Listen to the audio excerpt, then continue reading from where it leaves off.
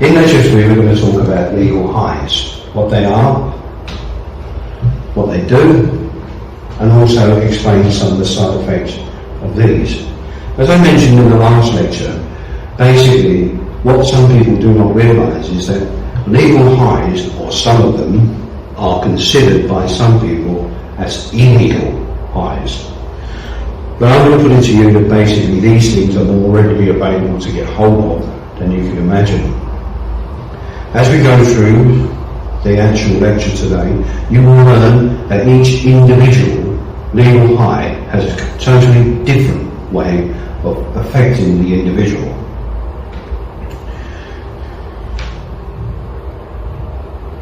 Dextromorphan, or DXM for short, is found in some cough and cold medicines. Now, it's just one example of how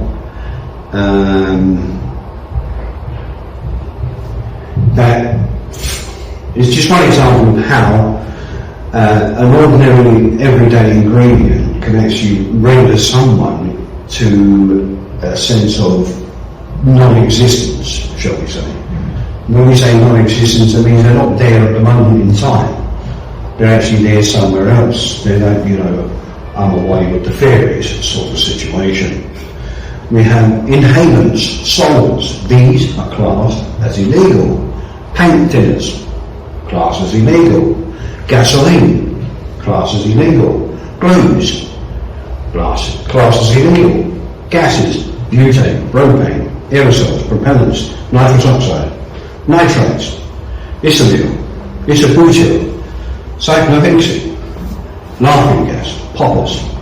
Now these are all from the Centre of Addiction, but they're all basically classed as illegal highs.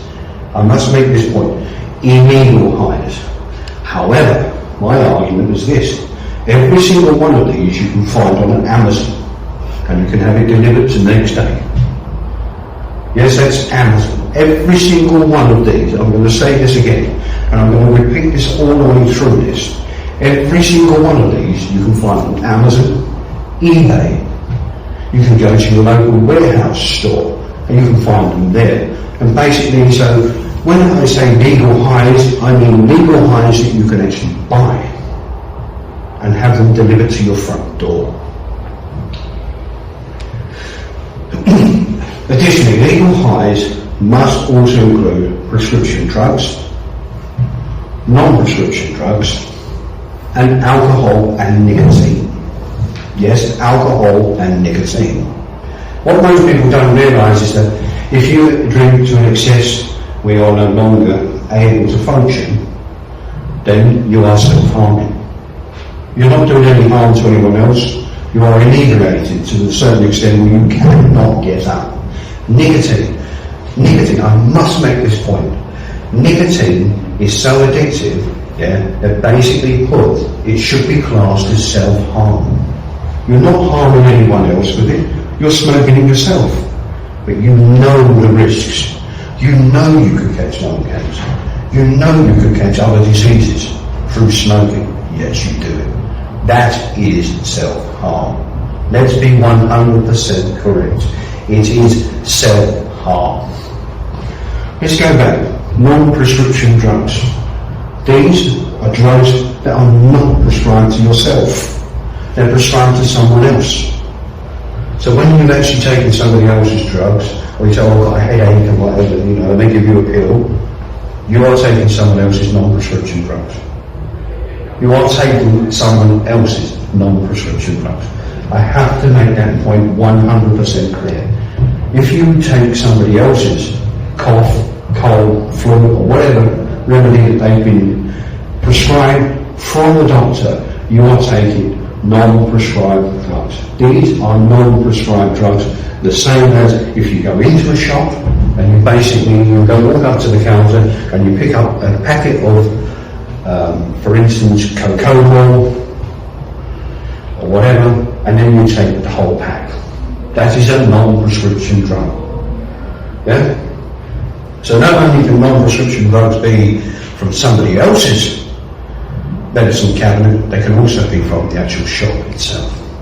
These are non-prescription drugs. We have to make this person realise that what they're doing is each day they go down to the shop, they walk into the chemist, they pick up their cocaine, they take it to the counter. They're only doing it for one reason. If someone comes into a shop more than once in a week to buy cocaine or ibuprofen or any other drug like that, they are taking this drug to get themselves out of the situation. It leaves them feeling numb, lost, and basically they don't want to be part of society at all. These drugs, if you continue to take them, can eventually destroy your kidneys, your liver, your heart, your stomach lining, and so on and so forth. They are very, very volatile. In small doses, when it says do not take no more than 8 tablets a day, it means don't take no more than 8 tablets a day. If someone's coming in and buying 2 packets, which you can only buy now in the UK, you can only buy 2 packets of each. If they come in and buy 2 packets here, there's nothing to stop them from walking down the road to a completely different chemist and then buying another 2 packets. That is why they are legal highs, because you can readily buy them.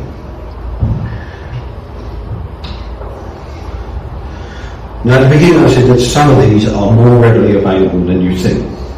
Now, let's look at butane, and so on and so forth. And these are your self-harmers deliberately using these to get high, to make sure that their whole day is wasted. And some of these actually use these things in schools. Now, you cannot believe me, then fine. But I will put it to you that if you're in a cookery class and someone has this happening to them, they will go up like a glue sniffer. You may not think the glue inside schools is that harmful, but in actual fact it is. No matter how much you think you're actually stopping this person from glue sniffing, they basically are. And they will glue sniff. And then they will go out afterwards and they will go down to the shop, they will buy glue again. That is a legal high. Yes, it may be that they basically are not supposed to be classed as legal highs, but they are. You can buy them everywhere. Like nitrous oxide capsules, can be bought online. That's right. Party poppers, things like that. You can breathe these in. They're all legal highs. You can buy them legally. And you can have them shipped to your front door. Shipped to your front door. You don't have to have them sent anywhere else. They can come straight to you. So you have someone who can actually turn around, who actually is self-harming, and they're using these things. Basically, as we go through the other parts of the actual modules of how to spot signs of self-harm and so on and so forth, then you will see how easy it is to find out who is self-harming and who is not. I will say, if someone is taking these drugs or using any of these things, like these legal highs, these legal drugs from chemists and so on and so forth, and they're doing it to actually go out and commit crimes, they are not self-harming. They are basically internally taking away their inhibitions to deliberately go out and commit crimes. Deliberately to go out and commit other actions towards others. A self-harmer, and I keep on saying this, a self-harmer only self-harms themselves. Let's look at paint thinners, for instance. They're paint thinners. How often have you gone down and you decide I want to paint the walls and everything else, and you come back with paint thinners? It's meant for cleaning brushes. People will sit there and they will sniff that all day long. It's not the actual contents that's actually doing them any harm, it's the bringing it in. What happens is it actually destroys all of the actual nasal canal and all the hairs behind the nasal canal, which stop all the dust going into your mouth and then down your throat and keeping you safe from diseases of all sorts. Now you wouldn't think, basically that's legal, but it is. You can buy it. Go down to Wilkinson's, Go down to Wickes. Go down to IKEA. You can buy it legally over the counter. If someone is actually buying this to actually get themselves completely out of their head, that means they're self-harming. And if they have more than one bottle of thinners, then obviously that is a telltale sign you are dealing with a self-harm. Now, because these things are labelled as such and only should be given to people over the age of 18, some people, some youngsters, believe it or not, will go to extreme lengths. They will falsify information on Amazon to have them delivered to the front door. Yes, I have seen this happen. They will actually falsify their information, falsify their age, falsify who they are and everything else, and then Joe Bloggs receives a carton full of 15 bottles of thinners. And basically, there's nothing you can do about it, because all they're going to be doing is basically sniffing that all the time. They are deliberately inducing themselves into a comatose state.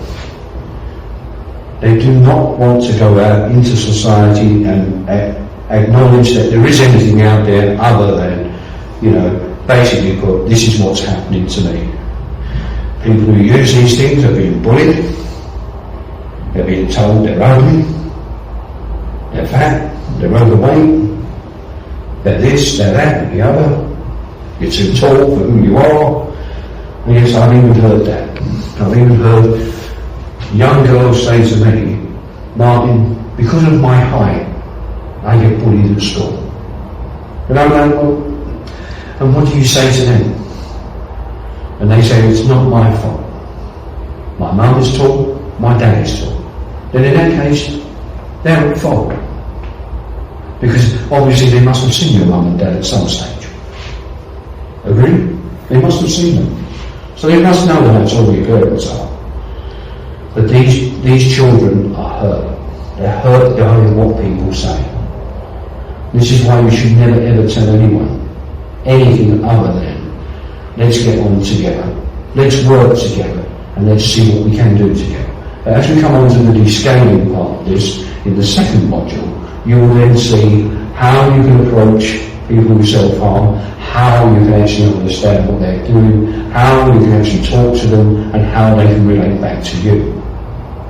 And if you have to write things down, tell them. Always tell your self-harmer, I'm going to write down what you use. Oh, you've snorted thinners, okay? Look at them. Do not turn your eyes away from them. They want to know that you're engaging. In a recent dissertation I did, I found that 87.3% of suicide victims that I'd come across had not been listened to. Had they been listened to, would they be alive today? I don't know, but unfortunately that's 87% of a cohort. That is a lot of children turning around and saying they have not been listened to. Listen to these people. They want your help. They know you can help them. And if you can help them, good luck for you. As we said before, alcohol consumption. If you look at some alcohol and you look at the side and you go, oh, 3%, that's not too strong. But if you go out and you get Kestrel Super and things like that, 15, 16% alcohol, that alcohol is destroying your liver. But people will go out there deliberately to actually turn around and put themselves into a comatose state. And this is children as well. You may think you'll be able to actually smell this on the child, but you won't. Because of the exercise, the routines that they have, and so on and so forth, and the body growing, they express alcohol a lot quicker than adults do. And that's what people don't realise. Once they sweat or perspire, they get rid of it quicker because their metabolism is faster. As you get older, your metabolism becomes slower, and then basically you cannot express this in any way quicker than anywhere else. The case study. This I'm going to leave with. A young mum has been left paralysed from the chest down from inhaling too much hippie crack. Olivia Golding, 24, would consume up to 15 balloons every weekend, while her 3-year-old son visited his dad. She says the nitrous oxide inside has left her with no feeling in most of her body after she contracted Lichtenstein's disease, also known as subacute combined degeneration of the spinal cord. Now, she claims that she was self-harming. I'm going to ask you, at one stage in her life, did she ever think of her 3-year-old son? That's my opinion. In the comments section, I'd like you to actually turn around and comment on each one of these, or this one here, basically, and think very hard.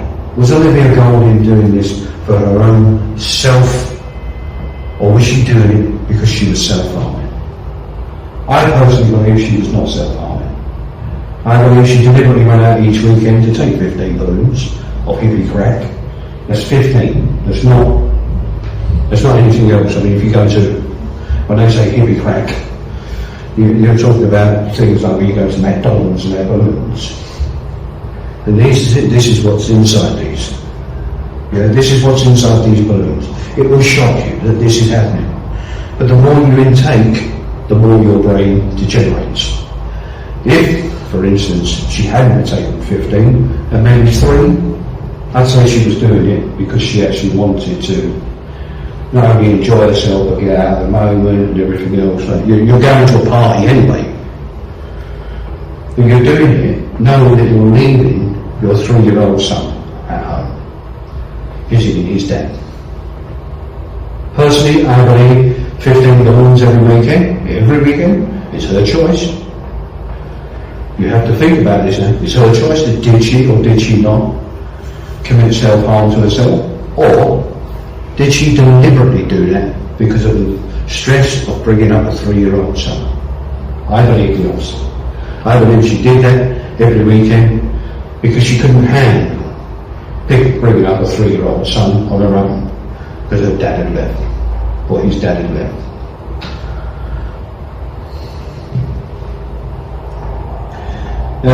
Does she need sympathy? I don't know. I'm going to ask you. Does she need sympathy for what she did? I mean, me personally, I can't understand why anyone would want to go to a bar or anywhere, somebody's house, and take 15 balloons. But as I said, in the comments bar at the bottom of the page, please leave your comments on this. You may sympathise with her. The fact that she's now disabled, she can't actually do anything. She can't actually move her bottom half of her body and parts of her upper half of her body because she did this self-induced. 15 balloons. I'm going to repeat that. 15. There is an excess and there is self-harm. Me, I would expect self-harm, and I'm telling you this for a fact, to turn around and take 3 balloons just so they've got out of their head. They're not there at the moment. But to take 15, end up in A&E, and then turn around and say that I am actually self-harming, I cannot believe it. Now, it may be that she has a dependency problem, which is not self-harm. She's dependent on that. To self-harm, you do the damage to yourself. Not only did she not done damage to herself, but she's now done damage to her 3-year-old son. She can hardly hold him. She can't sit there with him. She can't do anything with him no more. Now that to me is not, that's more. I don't know how you would explain that to anyone, but to me I would say that's addiction. She was addicted to that drug. That's not self-harm. The two have to be separated. There is no way you can turn around and say, someone who self-harms will have pain for that moment. Someone who does what this young lady has done obviously does it for a purpose.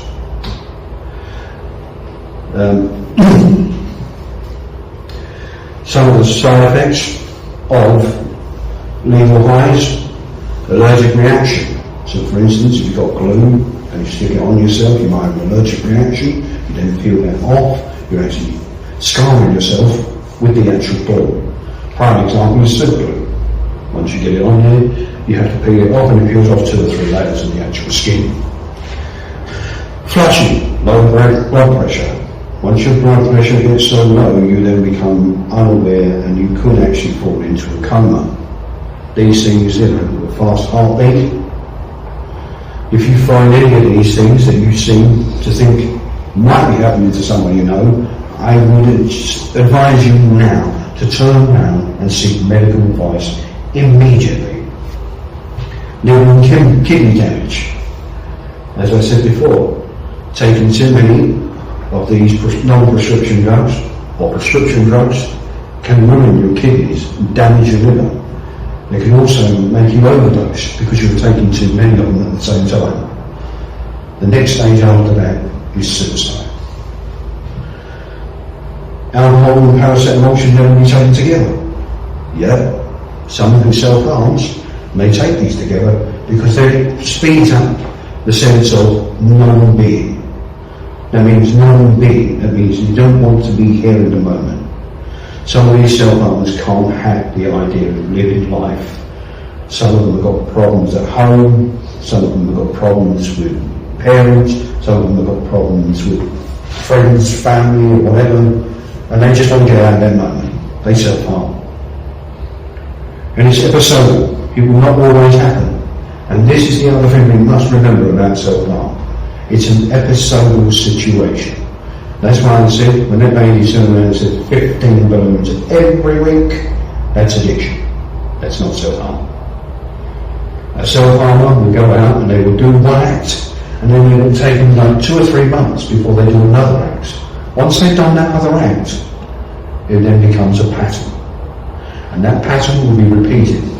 And that is when you know you are dealing with someone who self-harms. Control is needed. I suggest there should be stricter controls. I don't even think we should be allowing out 1 packet of paracetamol, ibuprofen or anything else, because these people are actually taking it deliberately.